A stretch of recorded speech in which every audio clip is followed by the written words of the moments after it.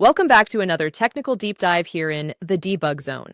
Today we're tackling a big question and breaking it down with insights from other users. Hopefully this clears up some misconceptions and helps you get the answer you need. So buckle up, stay a little curious, and let's jump right in.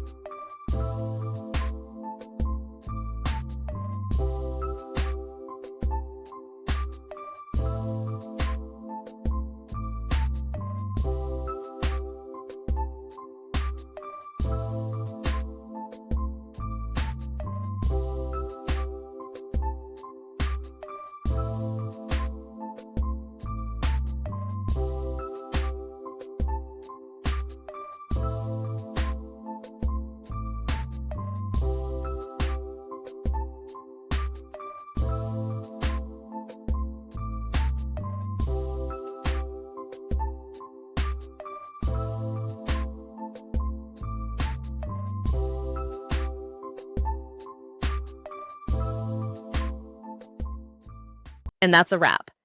I hope you found the answer you were looking for. If you did, take a second to hit that subscribe button. It really helps out. And let me know in the comments which solution worked best for you. See you next time in the debug zone.